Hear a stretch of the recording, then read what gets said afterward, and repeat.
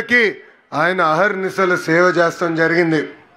ఒకరోజు కనకదాసు గారి గురు నీకు మోక్షం పొందాలా లేదా అని అడిగినప్పుడు ఆయన ఒక్క మాటే చెప్పారు, ఏ రోజైతే మనకి అహంకారం తగ్గుతుందో ఆ రోజే మనకి మోక్షం దొరుకుతుందని చెప్పిన గొప్ప వ్యక్తి కనకదాసు గారు.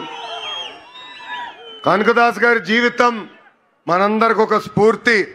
ఆయన చూపించిన మార్గం సమాజానికి ఒక ఆదర్శంగా నిలబడుతుంది. ఉమ్మడి అనంతపూర్ జిల్లాకి మా కుటుంబం చాలా రుణపడి ఉంటుంది. విశ్వవిఖ్యాత నట సార్వభౌమ స్వర్గశ్రీ నందమూరి తారక రామారావు గారిని 3 సార్లు గెలిపించి శాసనసభకు పంపించింది అనంతపురం జిల్లా. నా మామ నందమూరి హరికృష్ణ గారిని ఒక్కసారి గెలిపించి శాసనసభకి పంపించిన పుణ్యభూమి అనంతపురం జిల్లా. ఇంకొక మామ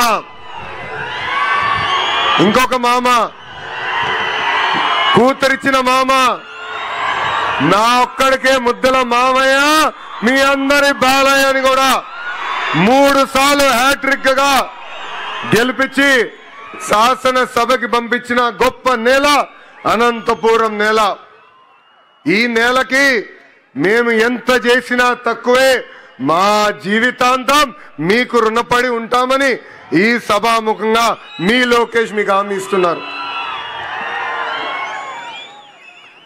అనంతపురం అంటేనే తెలుగుదేశం పార్టీ, తెలుగుదేశం పార్టీ అంటేనే అనంతపురం.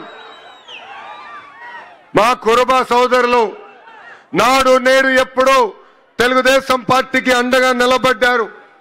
అన్న ఎన్టీఆర్ దగ్గర నుంచి బాబు గారి వరకు కురుబ సోదరులంటే గుండెల్లో పెట్టుకుని కాపాడుకుంటారు. అందుకే మీరు చూస్తే కురుబ సోదరులకి కార్పొరేషన్ ఏర్పాటు చేశాం. 300 కోట్ల రూపాయలు మనం నిధులు కేటాయించి అనేక పనులు చేశాం.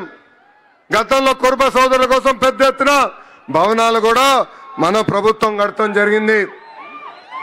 ఇంతేకాదు రాజకీయంగా ఆర్థికంగా